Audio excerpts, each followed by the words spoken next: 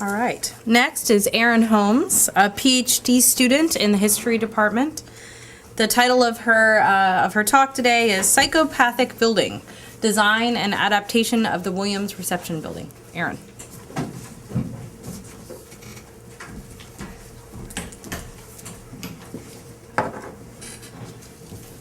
My first title for this presentation was simply The Williams Building, Present, Past, and Future. But after seeing drawing after drawing of this building titled Psychopathic Building, it struck me that that was a far better title. The basic definition of a psychopath is an individual who knows the difference between right and wrong but doesn't care. And that is exactly how I would describe this building. However, this particular psychopath's goal has invariably been adapting to survive, a theme of this presentation in many ways. Today I am going to make several arguments. First, that the Williams Building forms the core of a campus constructed in opposition to the Babcock and Mills buildings, with at least some intention of updating the public face of the South Carolina State Hospital. Second, that the Williams Building is a significant piece of public architecture and is representative of early 20th century architecture in South Carolina. Finally, I hope to demonstrate that the building's history of adaptation makes it an excellent candidate for some kind of adaptive reuse in years to come. The Bull Street campus of the State Hospital developed in stages over an extended period of time. The first building constructed, the Mills Building, as it's known today, was completed in 1827. The building is characteristic of its architect, Robert Mills, a South Carolina native who served as the first federal architect and designed a number of public buildings, including the Washington Monument and the old Patent Office Building, which now serves as the home to two Smithsonian institutions in Washington, D.C., as well as the Fireproof Building in Charleston. Mills designed his asylum with a distinctly humanitarian intent, planning residential rooms with a southern exposure to ensure that patients received fresh air and sunlight, fireproofing the building, and hiding hinges and locks to avoid a prison-like appearance. His original design included airing courts, seen here on the left, that would allow patients to be outside without ever leaving the asylum. In many ways, Mills was ahead of his time, engaging ideas of moral treatment through architectural design nearly 30 years before they were formularized by Dr. Thomas Kirkbride in 1854. Kirkbride's design articulated the ideas of moral treatment, a belief that with proper environment and care, patients could be cured from mental disease. By centering wards on what came to be known as the Center Main, housing administrative offices, the chapel, and the residence of the superintendent and his family, who served as a model for proper behavior and social organization. No detail was too small for Kirkbride, whose book provided instructions on the proper mixture of plaster, and the Association of Medical Superintendents of American Institutions for the Insane, AMSI, would eventually form committees dedicated to furthering the discussion he began. It was during this period that the Babcock Building was begun. Constructed in 4 stages, the building is a composite of styles, wards, and utilities that house patients and administrative offices. Though the Mills Building was perceived to be ahead of its time, by the mid-19th century it was backwards, no longer a progressive place to send your loved one to be cured. As such, Babcock was designed in conversation with the Kirkbride plan, which was coming to dominate asylum architecture, and understandably resembles other hospitals of the period, as it was common for medical superintendents to travel between each other's hospitals to observe the newest architectural decisions made for the advancement of patients' well-being. The campus that developed around Babcock incorporated the Mills Building as administrative space, but was unequivocally dominated by the massive structure. Just as Mills came to be seen as backward, so too did Babcock, and as the needs of the hospital grew, so did pressure to expand the Bull Street campus. Located at the north terminus of Pickens Street, the Williams Building is the only remaining structure whose massing is comparable to that of Mills and Babcock, and its situation at the end of Pickens Street, facing the Mills Building and perpendicular to Babcock, places it in opposition to the campus that developed around those buildings. Additionally, a number of buildings, the Burns Center, Enzer Laboratory, the Chapel of Hope, administrative housing, the library, and auditorium, were later constructed around Williams and its access roads. These access roads, including a new entrance at Bull Street, would allow patients, including a new entrance at Bull Street, would allow patients and staff to enter this new campus without ever coming through the old. Interestingly, the original plot plan seen here from January of 1936 also shows a gate right there at the intersection of Williams Drive and Pickens Street, but there is no evidence that such a barrier was ever constructed. A final note on the similarity between the Mills, Babcock, and Williams buildings as the centers of their respective campuses must be made regarding their facades. All three structures draw upon different periods of revival architecture, Greek, Gothic, and Roman, and declare their significance and openness as public buildings through the inclusion of monumental porticos. These variations on temple fronts reinforce the association between the hospital and the state government. There is little to suggest that any official planning had been undertaken for the Williams Building prior to 1935. In the years immediately preceding its construction, the annual reports of the South Carolina State Hospital speak repeatedly of the hospital's overcrowding. Finally, in 1936, the superintendent reported that with funds provided by the Public Works Administration of the United States government, sufficient room for the present need was in sight. As the last of the buildings constructed using funds from that grant, the initial plans for the Williams Building were drawn by the architectural firm of Lafay and Lafay in January of 1936. These drawings show an extensive building incorporating a covered walkway that enclosed the rear portion of the building, as well as a much longer projection from the north elevation. This walkway and the longer extension were excluded from the final plan, which can be seen in the lower right-hand corner. As the largest of the proposed buildings, its design required special study and investigation, and for that reason, they were the last plans to be completed. The board advertised for bids from contractors to be submitted to them on March 12, 1936, and just 4 days prior to that, a revised set of drawings was submitted. From the outset, this building was able to adapt to its circumstances. The lowest bid received was from the J.A. Jones Construction Company of Charlotte, North Carolina for $324,190. This amount would have exceeded the allotment, and the contract was awarded to these bidders, provided sufficient changes could be made in the plans and specifications to bring the amount within the allotment. Changes and omissions were made to the designs and approved by the board that reduced the bid by about $20,000. The most noticeable changes and omissions from the original design are in the elaboration of the facade, which was originally planned to be completely in stone, as you can see from these January 1936 drawings.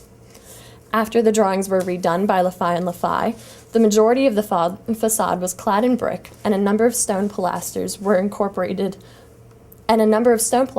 incorporated into the east and west elevations, as well as on the south elevation of the east and west wings, were dropped from the plans, presumably to reduce costs. And that is the Williams Building today. In funding hospitals and institutions throughout the United States during this period, the Public Works Administration allowed a considerable degree of freedom, giving hospitals the choice of architects, builders, and materials, provided they were able to remain within the budget provided by the PWA. Nonetheless, one thing is abundantly clear. Each of these projects in Rhode Island, California, Minnesota, Arizona, New Mexico, and elsewhere drew on what was considered their distinctive regional style of architecture in the 1930s. Thus, it's no surprise that the board of the South Carolina State Hospital turned to the firm of Lafay and Lafay when they wanted to design a prominent public building in Columbia, South Carolina. Lafay and Lafay's work can be seen throughout South Carolina in both residential and non-residential projects. The firm changed its name several times throughout its history.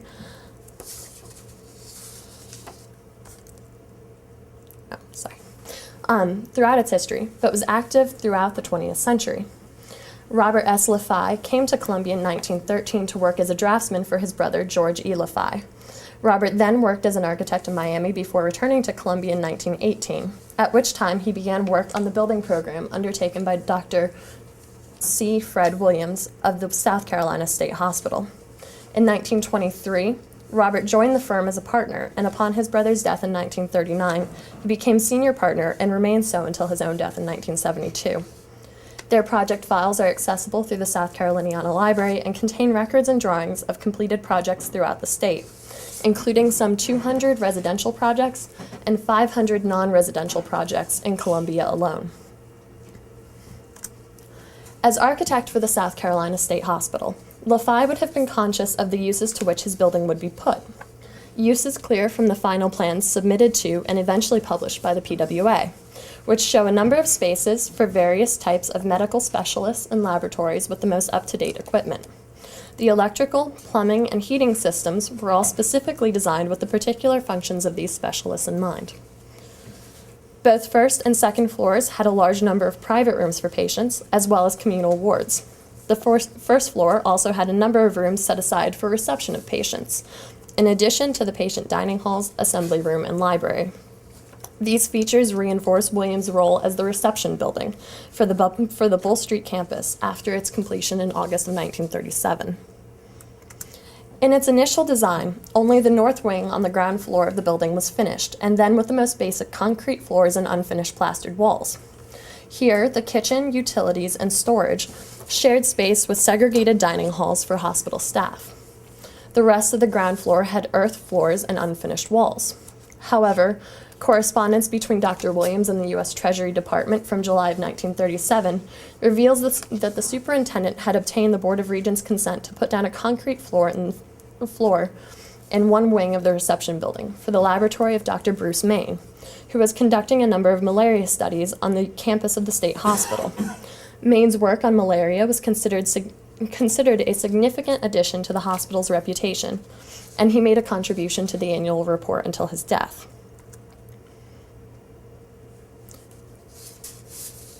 The basement laboratory was leased by the U.S. Department of Public Health from March of 1938 until March of 1963, and likely compelled the significant changes to the north elevation of the building. These changes resulted in a much more extensive division of space within the basement, which was originally unfinished and undivided. These pictures show how space was divided in the basement despite the absence of structural walls, as well as the carpet laid down on the concrete floor.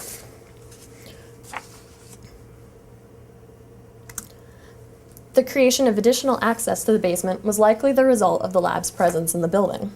These access routes are significant as the original construction of the northeast wing included only a single entrance, providing access to the stair, while additional entrances lead into the service spaces for the Williams building itself. The original doors have been circled, while later doors, seen inset here, were crudely knocked through existing windows and finished in a variety of ways that nonetheless provided secure access for government personnel to the malaria laboratories and offices on the ground floor, while effectively cutting them off from the rest of the hospital.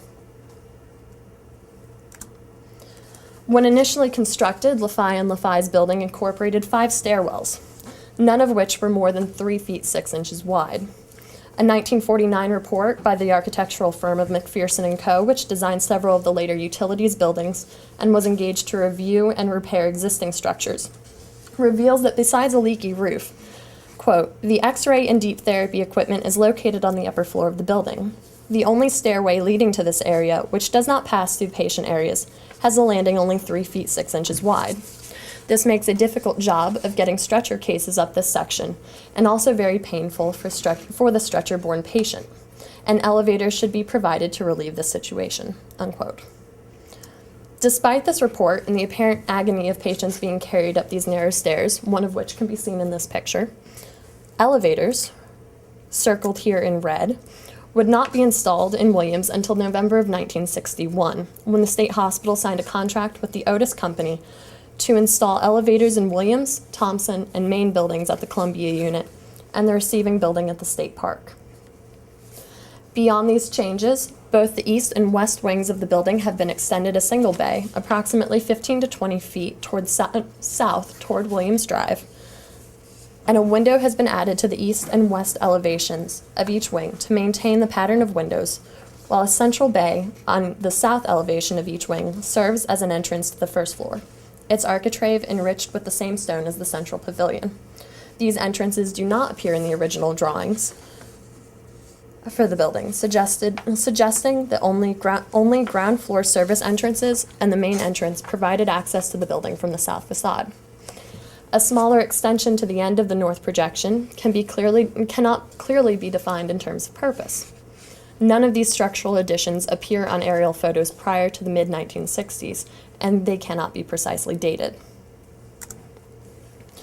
An examination of the building's design and fabric unequivocally support a plan of adaptive reuse.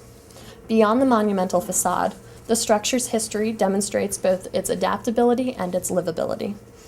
As an example of the work of architects of Lafay and Lafay, later Lafay and Fair, and at one point Lafay, Fair, and Lafay, this structure is an important contribution to the legacy of an architectural firm that had an important presence in the design of Columbia and its surrounding vicinity during the first part of the 20th century.